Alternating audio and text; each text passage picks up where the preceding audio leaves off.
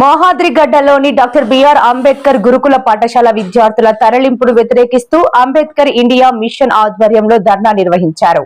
LIC కూడలిలోని Ambedkar విగ్రహం వద్ద చేపట్టిన ధర్నాలో ప్రభుత్వ తీరుకు వ్యతిరేకంగా నినాదాలు చేశారు. మేహాద్రిగడ్డలోని గురుకుల పాఠశాల యథావిధిగా కొనసాగించాలని ముక్త కంఠంతో డిమాండ్ చేశారు.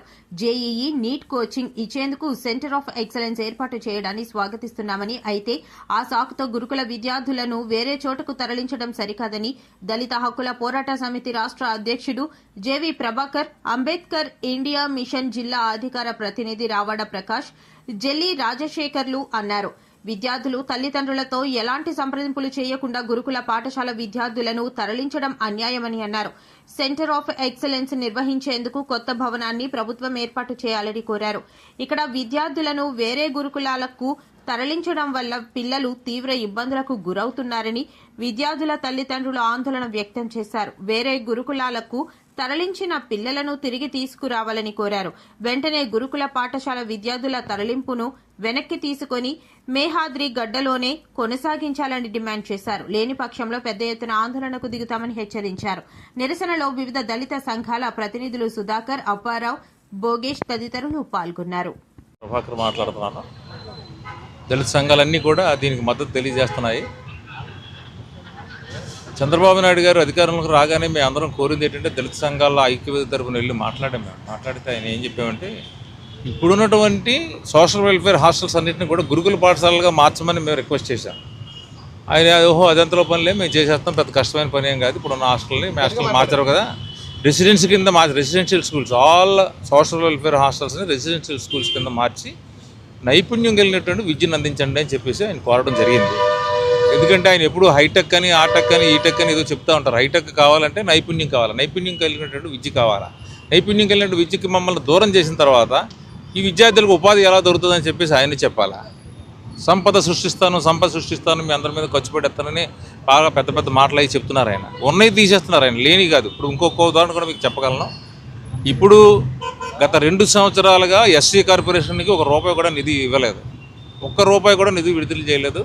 వాళ్ళకి ఇంత గతంలో తీసుకున్నటువంటి కార్లు కానీ, ఆటోలు కానీ, బస్సులు కానీ వాళ్ళందరూ కూడా మొన్న 30 రోజుల పాటు మేమందరం కలిపి విజయవాడలో ధర్నా చేసాము. 970 కోట్ల రూపాయల రుణాలు, 970 కోట్ల రూపాయలు రిలీజ్ చేయాల్సి ఉందని సబ్సిడీ రూపంలో.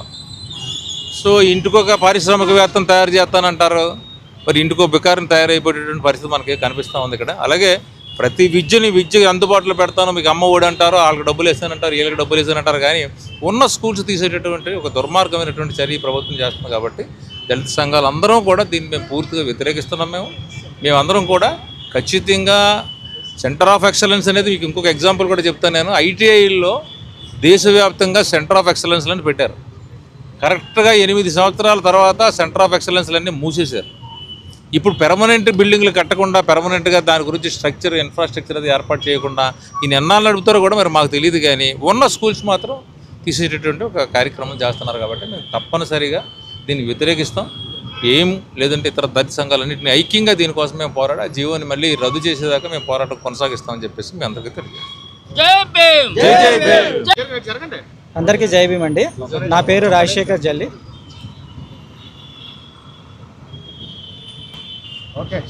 అందరికీ జై భీమ్ అండి. నా పేరు రాజశేఖర్ జల్లి.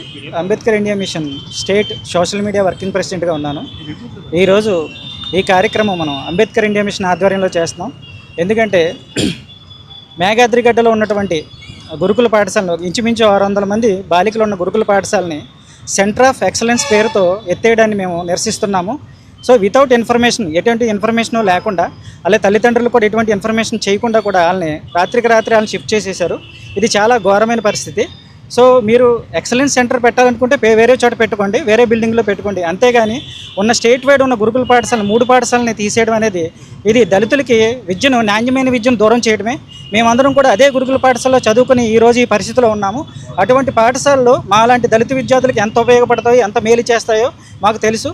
సో అలాంటి పాఠశాలను మీరు మూసివేసి సెంటర్ ఆఫ్ ఎక్సలెన్స్ అని అవని ఇవని చెప్పేసి దళితులకు విద్యను దూరం చేయడం ఇది చాలా బాధాకరమైన విషయం. ఇది మేము రాష్ట్ర వ్యాప్తంగా కూడా మేము దీని మీద మీరు ఈ జీవో ఉపసంహరించుకోకపోతే కనుక రాష్ట్ర వ్యాప్త ఉద్యమం చేస్తామని తెలియజేస్తున్నాను. జై భీమ్.